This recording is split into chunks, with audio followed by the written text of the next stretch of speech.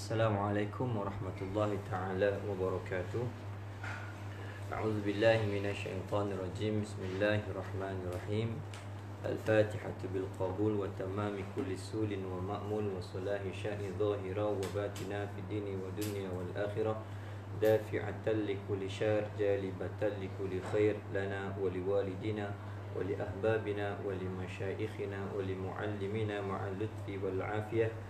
وعلى نية أن الله ينور قلوبنا وقوالبنا مع الهدى والتقى والعفاف والغنى والموت على دين الإسلام والإيمان بلا محنة ولا امتحان بحق سيدنا ولد أدنان وعلى كل نية صالحة وإلى حضرة الحبيب سيدنا محمد صلى الله عليه وآله وصحبه وسلم.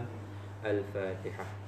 أعوذ بالله من الشيطان الرجيم. بسم الله الرحمن الرحيم. الحمد لله رب العالمين الرحمن الرحيم مالك يوم الدين إياك نعبد وإياك نستعين اهدنا الصراط المستقيم صراط الذين أنعمت عليهم غير المغضوب عليهم ولا الضالين آمين. حمدا لرب خصنا بمحمد وأنقذنا من ظلمة الجهل والدياجر.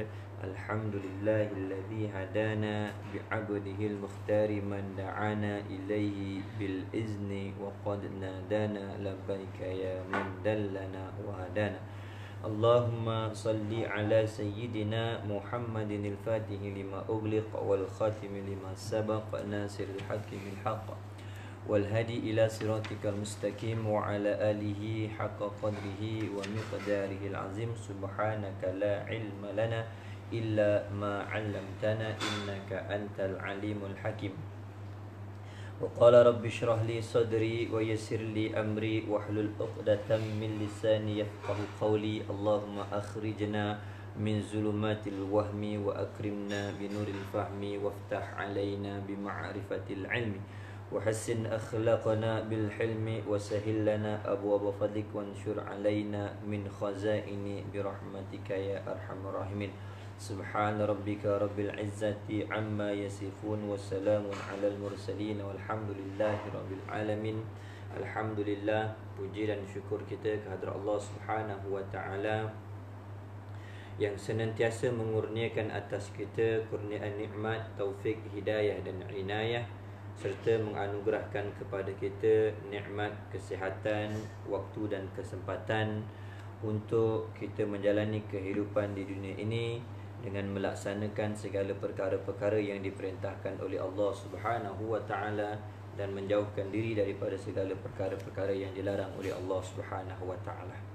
Sidang pendengar yang dirahmati Allah Subhanahu wa taala, kita akan terus menyambung pembacaan kitab pada malam ini, iaitu yang pertama kita akan baca terlebih dahulu kitab Adab Perempuan, juzuk yang pertama, sambungan daripada kuliah yang terdahulu, iaitu pada muka surat yang ke-71 pada bab ataupun fasal yang membicarakan makan yang membawa kepada kesihatan.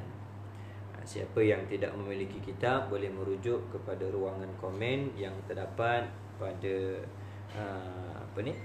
Facebook Majlis Ta'lim Fatimatul Zahra. Di situ ada kita sertakan nota ataupun perkara yang berkaitan dengan yang akan kita bincangkan pada malam ni, insya-Allah. Qala mu'allifu rahimahullahu ta'ala wa nafa'ana bi ulumihi fid daraini amin ya rabbal alamin. Makan yang membawa kepada kesihatan. Jadi dia nak bagi tahu kepada kita dalam fasal ini ialah bagaimana makanan ataupun waktu-waktu makan yang boleh membawa kepada kesihatan. Kerana seperti mana yang kita ketahui bahawa Nabi kita sallallahu alaihi wasallam pernah menyatakan dalam hadisnya, salah satu daripada perkara yang boleh menyebabkan kerasnya hati seseorang itu adalah mereka yang suka kepada makan. Maksudnya gemar dan memperbanyakkan makan.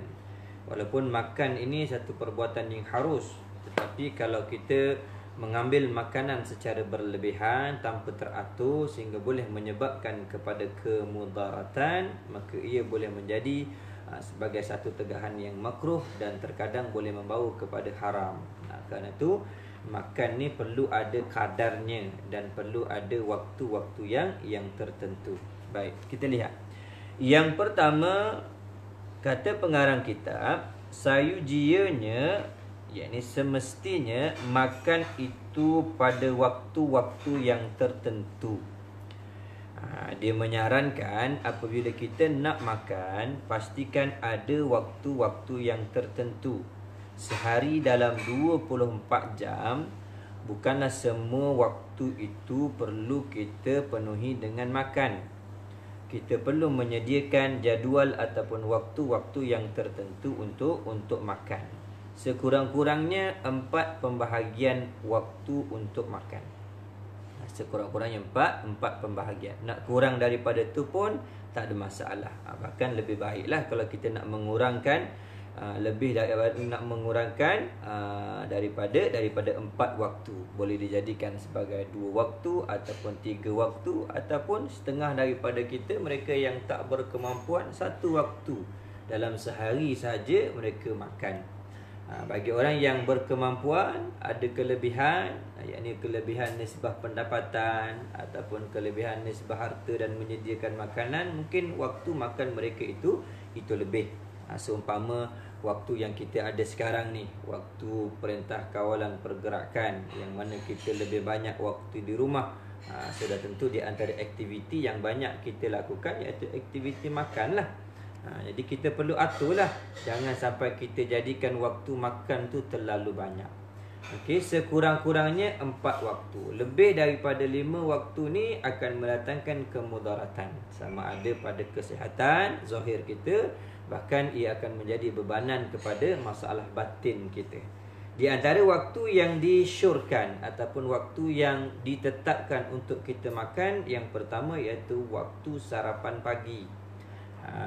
Waktu sarapan pagi, sekurang-kurangnya waktu di antara jam 8 ataupun 1 jam ataupun setengah jam selepas daripada kita bangun tidur.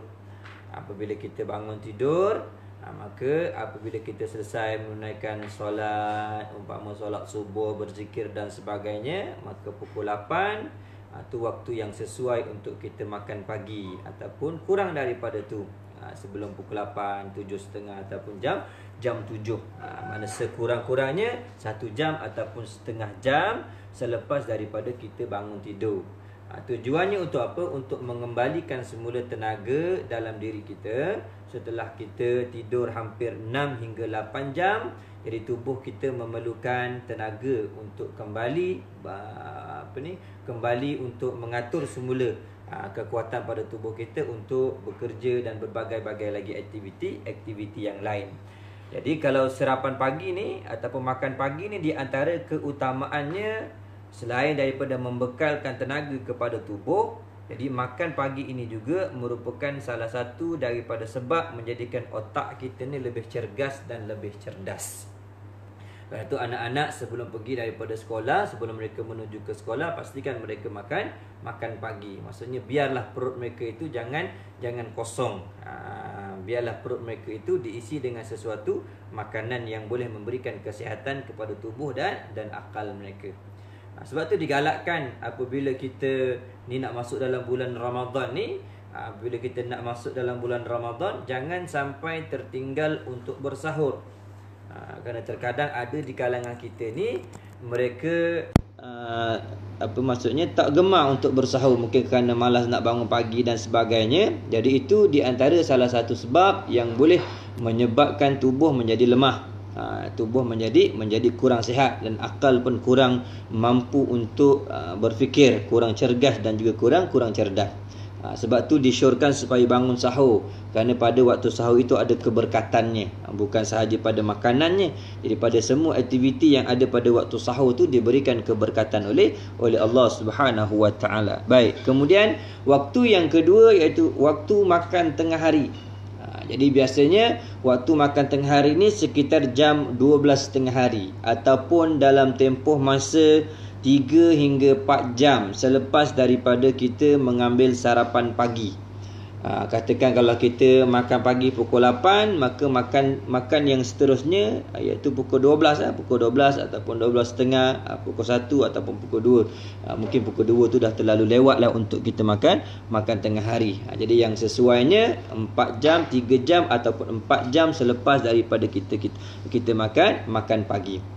Jadi tujuan kita makan tengah hari ni untuk apa? Menambahkan lagi tenaga. Kerana makan pagi tu kita mungkin makan makanan yang ringan. Jadi apabila masuk makan tengah hari ni, pada waktu makan tengah hari dia dah mula mengambil makanan yang lebih berat sedikit, untuk menambahkan kembali tenaga kita untuk melakukan pelbagai aktiviti sampailah masuk kepada waktu petang. Dan ini mengikut kita kata adat kebiasaan di setengah-setengah tempat. Ada sebahagian daripada mereka makan pagi tu berat dah. Pagi tu makan nasi dah setengahnya. Jadi mungkin bila dah makan pagi nasi, tengah hari tu dia boleh makan lewat sedikit lah. Sebab apa? Sebab pagi tu dah mengambil makanan yang berat. Ni kita tak mau cerita sampai aktiviti makan sangat lah ni. Ni kalau nak tahu lebih lanjut, kita boleh tanya dengan pakar kesihatan dan sebagainya. Ini sebahagian daripada yang digariskan oleh ulama. Kalau kita nak lihat kehidupan ulama ni, makan mereka sedikit. Ni kita bercerita tentang aktiviti makan bagi orang awam. Kalau kita lihat orang-orang yang soleh, orang-orang yang alim daripada kalangan ulama, kehidupan mereka itu adalah kurang makannya. Kemudian di antara waktu yang lain, waktu yang sesuai untuk kita makan iaitu waktu minum petang. Waktu minum petang ni makna sekitar sama juga, lebih kurang 3 jam ataupun 4 jam selepas daripada kita makan tengah hari tadi. Lepas kita selesai makan tengah hari, maka minum petang ni di antara waktu pukul 4, pukul 5, itu dinamakan sebagai minum petang.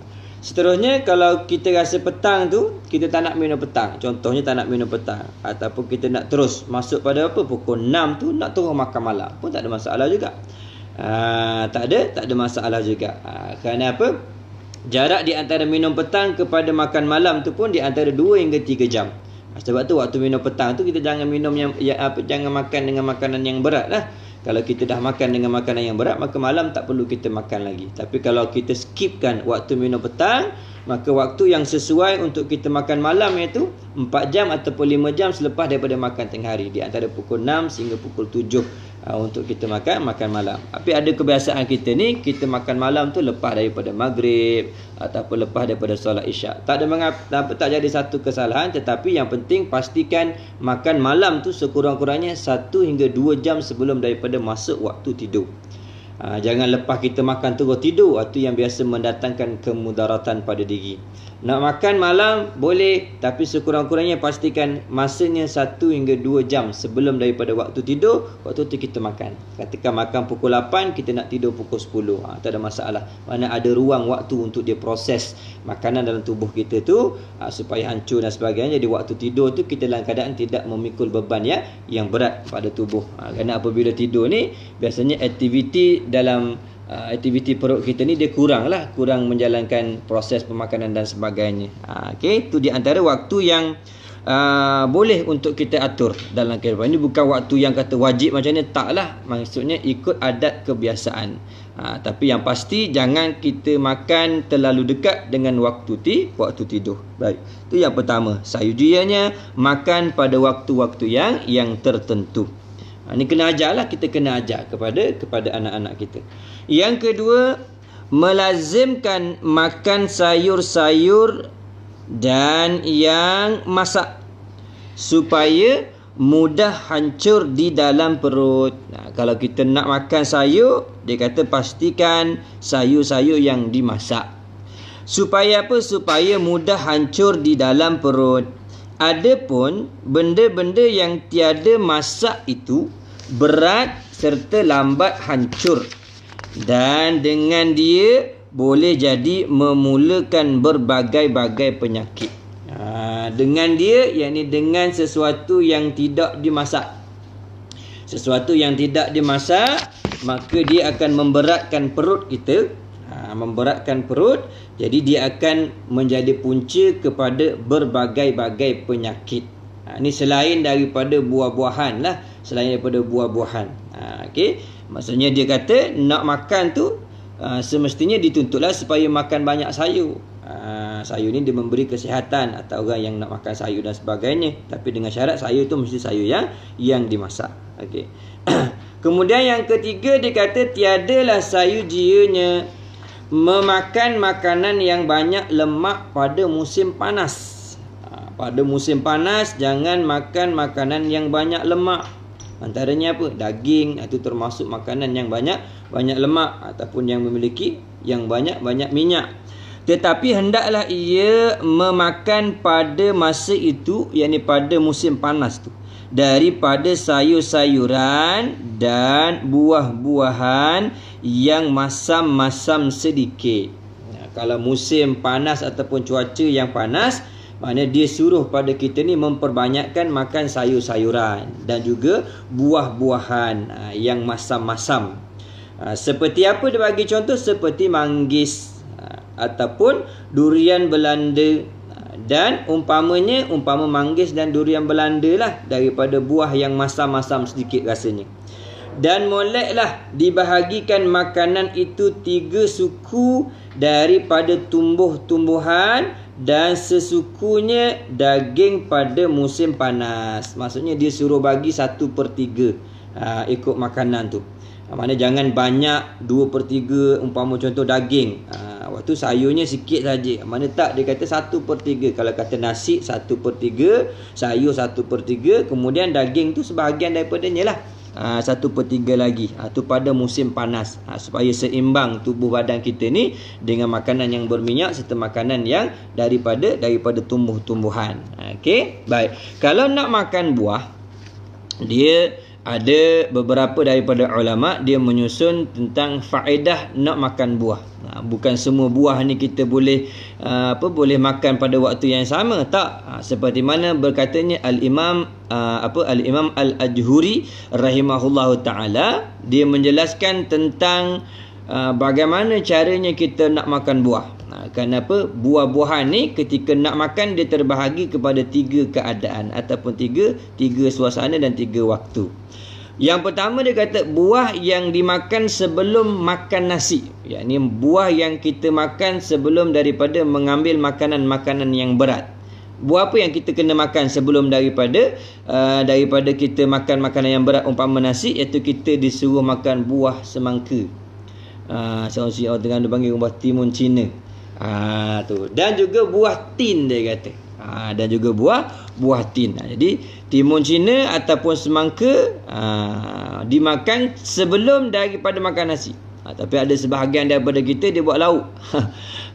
Tak makan nasi, kemudian taklah dia makan timun Cina ataupun makan buah semangka. Ada setengahnya tu makan selepas daripada makan nasi. Tu wallahu alam lah. Tapi kalau nak ikut kata ulama ni, maknanya dia suruh makan sebelum daripada makan nasi. Okey. Kemudian buah yang dimakan tatkala makan nasi. Ketika kita tengah makan nasi tu, apa buah yang sepatutnya kita selang-selangkan dengan nasi tu? Antaranya buah pisang ataupun buah apple.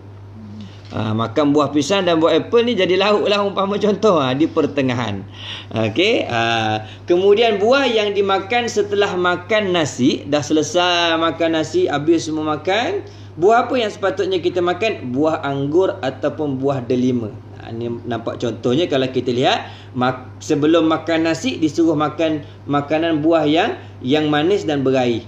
Okey, ketika makan tu disuruh makan yang ada lemak dan juga ada masam-masam sikit, umpama apple. Dan lepas daripada makan pun buah yang disuruh makan tu di antara buah yang memiliki rasa masam, umpama anggur dan juga delima, masam-masam manis gitu. Mungkin adalah sebab-sebab tertentu kenapa ulama ni dia menyusun kaedah yang seumpama tu.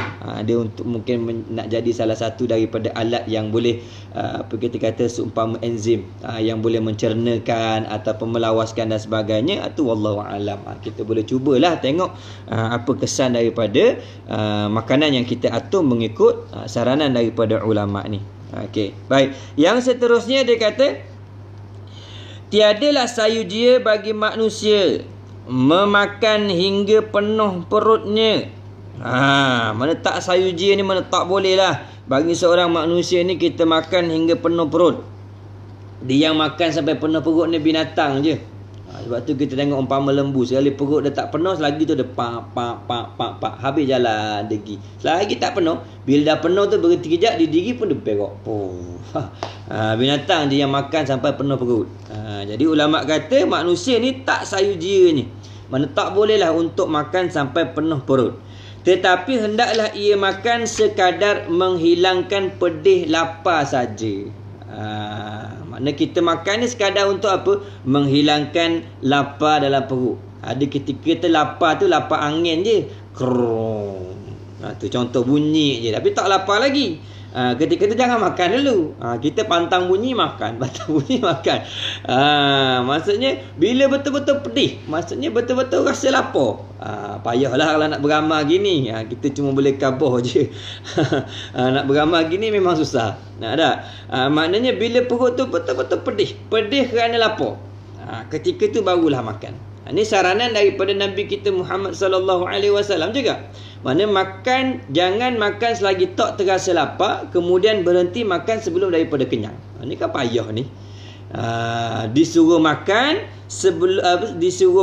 ketika perut rasa betul-betul lapar. Kemudian bila dah boleh makan, jangan sampai kenyang. Berhenti sebelum kenyang. Mana adalah khasiatnya di situ. Okey, jadi dia kata sebagai manusia tak sepatutnya makan sehingga penuh perutnya. Sebab tu pada perut kita ni kan, kalau kita lihat pada hadis yang sebelum ni, Nabi SAW menyatakan perut kita ni terbahagi kepada 3 pembahagian. Satu bahagian untuk udara, satu bahagian untuk makanan, satu bahagian untuk air. Jadi apabila kita makan secara berlebihan, maka ada ketikanya makanan itu mengambil tempat udara, menyebabkan kita jadi sesak nafas, senak dan sebagainya. Ada ketika makanan yang banyak ni dia masuk kepada tempat air, sehingga menyebabkan bila dalam perut kita tidak ada air, dalam usus tidak ada air, menyebabkan tersumbat, tu yang jadi sembelit dan sebagainya. Jadi jangan kita menyalahi kaedah ni. Bila menyalahi kaedah ni, jadi itu yang berbagai-bagai penyakit berpunca daripada perut.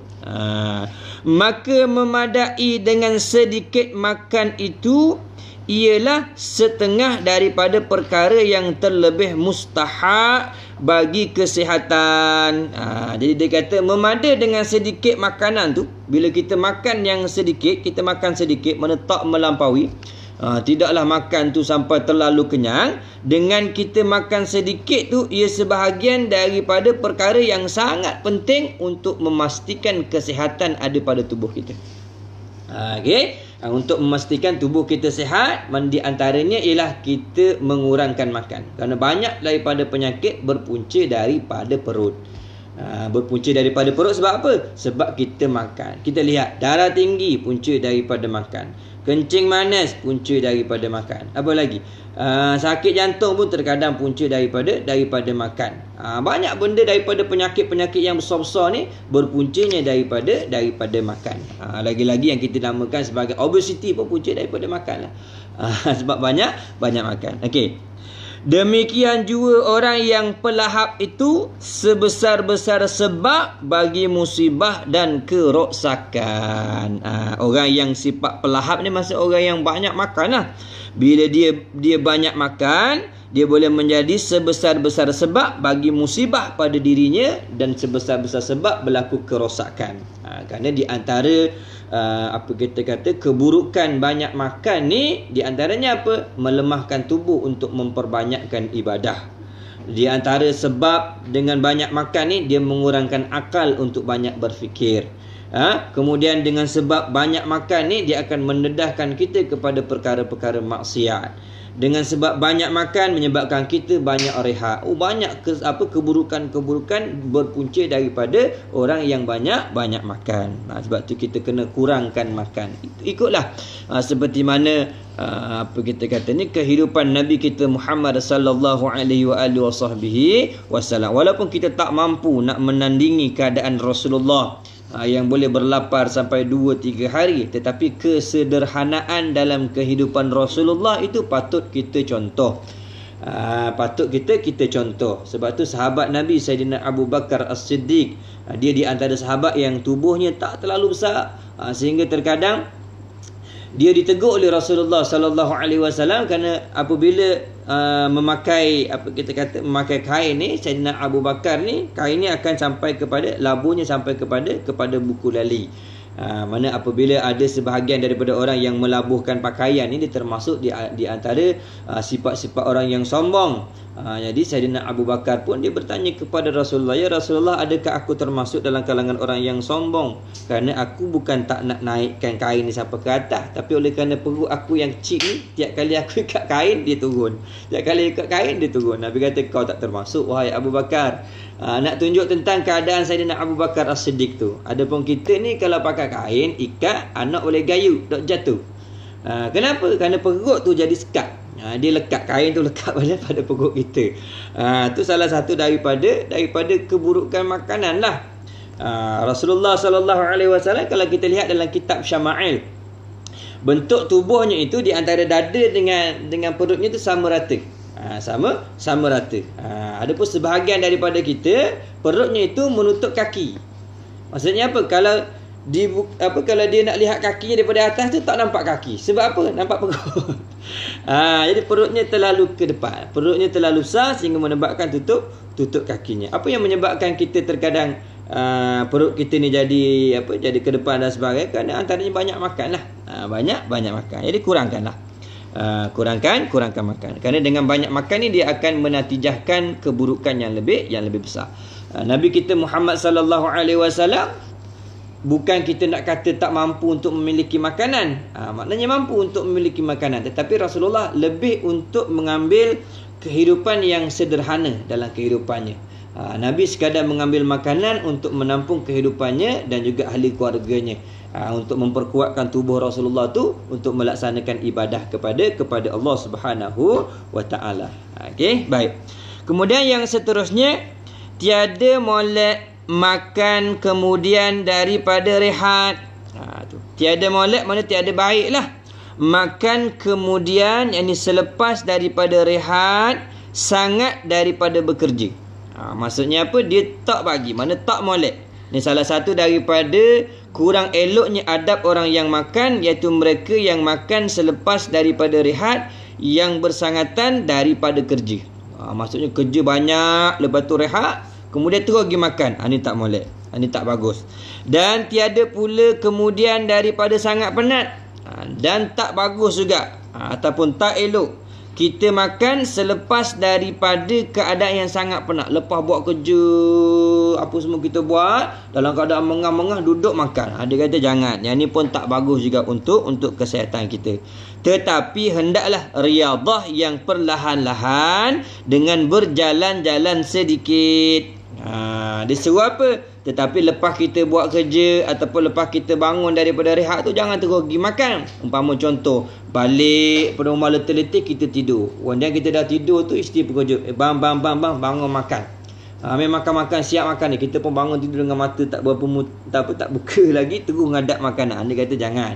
Ataupun kita tengah buat kerja kat kebun dan sebagainya, orang panggil makan, makan, tengah letih-letih ni tengah makan. Dia kata jangan. Tapi sepatutnya apa? Adalah riyadhah sedikit. Maksudnya ada ruang untuk kita hilangkan kepenatan kita, dan kita hilangkan kita punya letih dengan sebab bangun daripada berehat. Caranya macam mana? Berjalan-jalanlah sedikit. Mana bagi ruang, kita peluh pun kering, kemudian nafas pun dah mula teratur. Kerana kalau kita buat riyadhah yang perlahan-perlahan ni, dengan jalan sikit-sikit, iaitu membangkitkan nafsu makan. Dia akan membuka selera makan kita. Ini betul. Kita lihat kalau orang penat-penat ajak makan, tak selera mana.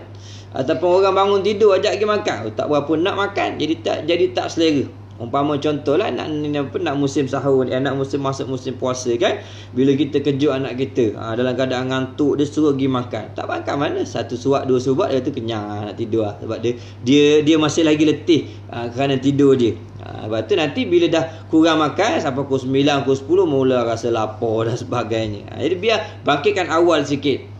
Sebab tu jangan hanya kejut supaya dia makan sahur, tapi pastikan bangun sebentar sebelum daripada sahur tu, kalau boleh tunaikan sembahyang sunat dan sebagainya. Bila dah betul-betul cegah, baru kita ajak makan. Barulah dia makan dengan berselera. Okey, tu cara nak membangkitkan nafsu makan. Maksudnya sayujianya keadaan pakaian ketika makan itu luas. Bila nak makan ni, mana kita jangan pakai pakaian yang sendak-sendak, terutama di bahagian perut. Kita jangan pakai pakaian yang ketat, tapi pakaian yang luas. Ini pakaian yang selesa, supaya makanan tu dia boleh masuk terus kepada usus, kepada bahagian perut kita.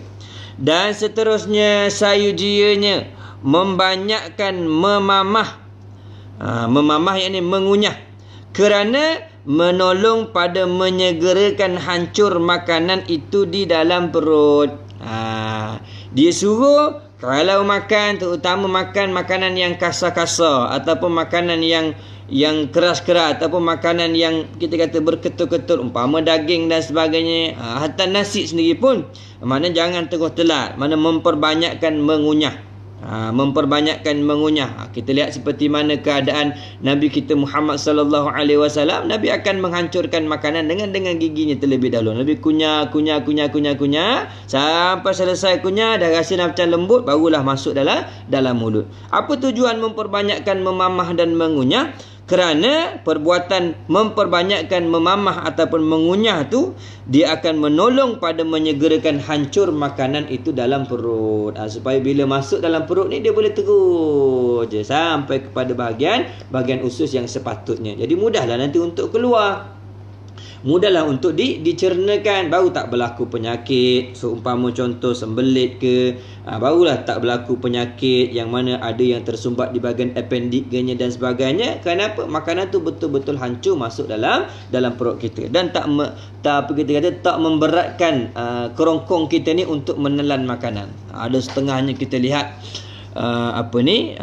di zaman kita sekarang ni kan ada aktiviti yang banyak dipaparkan di dalam media-media sosial dan sebagainya. Keadaan orang yang meniru kelakuan orang-orang yang berada di luar negara, itu makan banyak sekali, makan dengan kita kata seumpama setalam, semangkuk sorang dan sebagainya. Jadi makan tu dalam keadaan seumpama orang yang pelahap dan sebagainya, diambil gambar dan sebagainya. Ini satu kelakuan yang sangat buruk lah. Sangat buruk, bahkan ia bukan daripada adab ataupun akhlak sebagai orang yang beriman. Dan kebanyakan yang buat ni pula orang Islam. Dia nak cari populariti, nak cari nak cari glamour dan sebagainya, maka dia pun buatlah hidangan banyak-banyak, kemudian makan, makan yang pedas-pedas, makan yang ni, macam-macam jenis makanan. Kemudian makan tu dengan lahap, makan tu dengan satu keadaan yang memang kita kata tak senonoh lah. Ada satu perbuatan yang memang merosakkan adat. Jadi jangan sampai kita berkelakuan seumpama tu. Banyak kita lihat macam-macam di musim yang ada sekarang ni lah, musim yang orang tak keluar daripada rumah, macam-macam. Kalau dulu kita lihat orang buat preview ke nama dia, hanya kepada makanan-makanan yang sedap-sedap saja. Ini ada satu lagi trend, preview makanan tak sedap, dia panggil preview makanan tak jadi. Suami dia masak tak jadi, kemudian dia pun kata, suami aku masak tak jadi ni. Tu Allahu Akbar. Macam-macam aktiviti manusia ni. Bila dah terlalu lama sangat duduk kat rumah, dia mula timbul aktiviti-aktiviti yang tak sepatutnya. Janganlah, makanan kan tak boleh dipuji dan makanan tak boleh dicela. Kalau kita nak mengajar tu lain. Ini memang kata ni apa masak macam ni, makanan apa ni makanan untuk binatang je boleh makan dan sebagainya. Nauzubillah berkata macam tu. Dia belum sampai satu waktu nanti Allah Ta'ala tutup rezeki dia, Allah tutup kenikmatan dia, sehingga makanan yang dia kata makanan untuk binatang tu yang akan dia makan. Sebab tu Nabi kita larang jangan cela dan jangan terlalu memuji makanan. Kenapa? Kita tak tahu ke depan nasib kita ni bagaimana. Okey. Jadi berpada-padalah pada makanan. Jadi makanan ni bukan satu perkara yang perlu kita tunjukkan kepada orang lain. Terkadang kita tak tahu siapa yang melihat kita menunjukkan makanan tu. Boleh jadi antara orang yang melihat tu, di antara mereka yang tak berkemampuan untuk memiliki apa yang kita ada, sehingga hati mereka lihat, pecah hati tu, orang kata, Allah, aku tak mampu, tapi orang ni tengok bermegah-megah, hari ni makan lauk ni, esok makan lauk ni pula, kemudian lusa lauk ni. Kita hari-hari tu lah ikan bilis nasi putih, ikan bilis nasi putih. Kalau nak sedap sikit campur garang, kalau nak molek sikit kicap abhal. Itulah itulah setengah daripada orang. Tapi kita ni tak putus-putus dengan makanan yang sedap. Memada untuk kita lah, tak perlu kita tunjuk ke orang. Faham? Jangan kita kata dah kita nak tunjukkan nikmat yang Allah Taala beri. Betul, tapi bukan dengan cara yang macam tu. Ini bukan cara yang molek, bukan cara yang betul. Okey? Tu. Dan yang seterusnya dia kata janganlah bersegera pada makan dan tiada pula tersangat lambat, tetapi hendaklah dengan pertengahan saja. Maksudnya apa? Jangan makan dengan kadar yang terlalu laju. Ada setengah orang ni memang makan laju. Tak tahulah macam mana laju, tapi memang cepat dia punya kaedah makan. Mana laju? Kita tak habis, kita baru 2 suap 3 suap dia habis dah. Tu mana jangan terlalu bersegera. Okay, dan jangan terlalu bersegera dan jangan pula terlalu lambat sangat. Siapa orang lain habis dah, kita dok kutih dok pilih lagi nasi sutir 2 teh masuk. Allah, tu pun janganlah. Masuk pertengahan. Pertengahan mana kadar kita makan mengunyah, kemudian kita ambil lagi, makan lagi. Yang mana kalau kita makan tu berhenti tu, sama-sama rakan-rakan kita berhenti. Taklah terlalu cepat dan taklah terlalu lambat. Kerana terlalu cepat pun terkadang meninggalkan adab. Kita lihat sebahagian daripada orang kalau makan yang berkuah, dia nak cepat tu, dia siap angkat pinggan dia, habis. Sekelip mata je habis. Ini orang ke apa? Bukan. Ini bukan akhlak yang baik.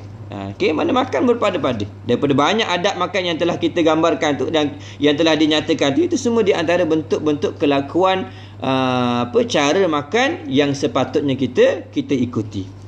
Tetapi hendaklah dengan pertengahan saja, maka keadaan lamanya itu 20 minit lebih kurang. Ada letak tu.